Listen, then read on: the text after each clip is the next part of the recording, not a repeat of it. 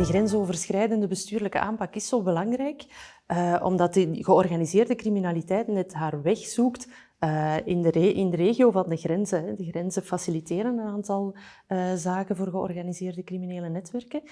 En grensoverschrijdend hebben we als overheid wel een aantal verdragen en regels uitgedacht om voor justitie bijvoorbeeld uitwisseling mogelijk te maken van informatie. Ook voor politie is er heel wat gerealiseerd. Alleen voor de uitwisseling tussen lokale besturen, een lokaal bestuur in Nederland bijvoorbeeld, dat met een lokaal bestuur in België informatie wil uitwisselen, ja, daarvoor is er helemaal geen wettelijk kader voorhanden. En ik denk dat het net op dat vlak is dat we heel erg gepioneerd hebben en gezocht hebben naar antwoorden en oplossingen met het EURIC.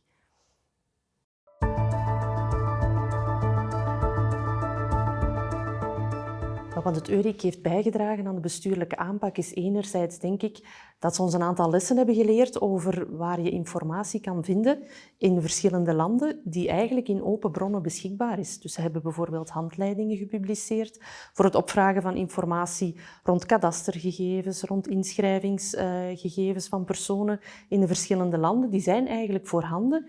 Alleen moet je weten waar je ze moet gaan zoeken en hoe je ze moet gaan opvragen. En dus daarvoor zijn een heel aantal handige handreikingen gepubliceerd waar wij heel graag gebruik van maken vanuit het ARIC. En daarnaast zijn er een aantal heel concrete expertenplatformen bijvoorbeeld opgestart de voorbije jaren, waar we zien dat partners over de grenzen heen rond een aantal criminele fenomenen kunnen gaan samenwerken, expertise kunnen gaan delen en op die manier eigenlijk tot een gezamenlijke strategie of tot een gezamenlijke aanpak kunnen komen. Dus die netwerking grensoverschrijdend is voor ons een heel belangrijk gegeven.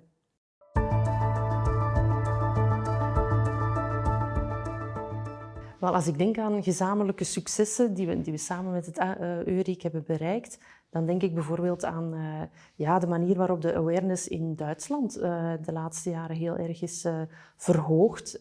Er is heel erg gewerkt rond het zoeken van invalspunten bij de Duitse partners. We hebben nu ook onze aanspreekpunten. Er zijn partners met wie we heel concreet kunnen samenwerken, informatie kunnen gaan zoeken, kunnen gaan opvolgen.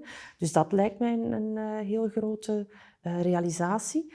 En dan een andere verwezenlijking samen met het EURIC is denk ik op het vlak van casuïstiek kunnen we wel een aantal successen voorleggen.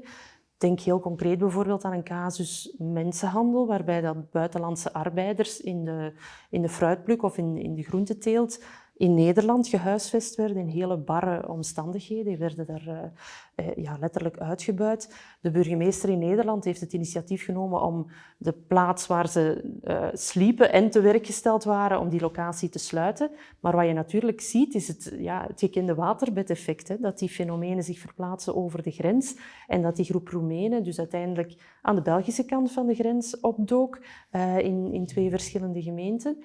En het feit dat je kan samenwerken, dat je daarover trends en informatie kan delen, heeft gemaakt dat wij dan aan de Belgische grens ook een aantal plaatsen konden gaan controleren, daar de opvolging konden doen en de burgemeester konden sensibiliseren om initiatieven te nemen.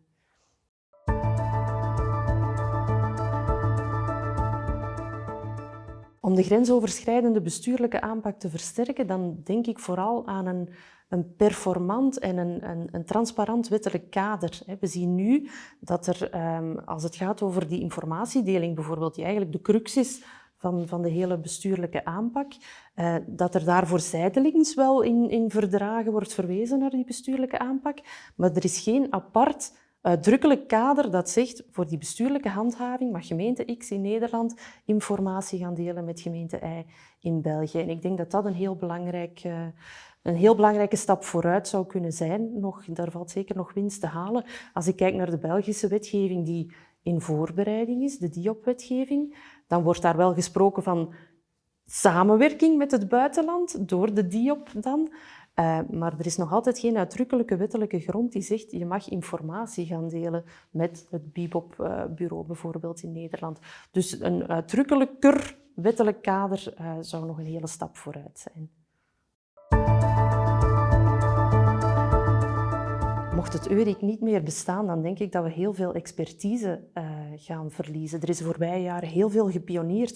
Het was eigenlijk onontgonnen terrein, hè? Die bestuurlijke aanpak aan beide kanten van de grens en hoe je dat tot een synergie kon laten komen. Ik denk dat er daar heel veel pionierswerk gedaan is, dat we heel veel stappen vooruit hebben gezet. En het zou bijzonder jammer zijn mochten we die expertise verliezen. Ik denk ook de hele concrete expertenplatformen die zijn opgezet net om partners aan beide kanten van de grens tot een gezamenlijke strategie te brengen. Hè, om partners hun beschikbare informatie te laten delen, in zoverre het dan kan. Hè, maar je kan ook trends en fenomenen en algemene beelden met elkaar gaan delen. Je kan je strategische aanpak gaan afstemmen op elkaar. En ik denk, mochten we het Eurik verliezen, dat we dan allemaal terug op ons eigen eilandje zitten en weer elk ons ding gaan doen, zonder eigenlijk te kijken naar of we daar nu gezamenlijk een slagkrachtiger beleid of strategie aan het ontwikkelen zijn. En dat zou een groot verlies zijn, in mijn ogen.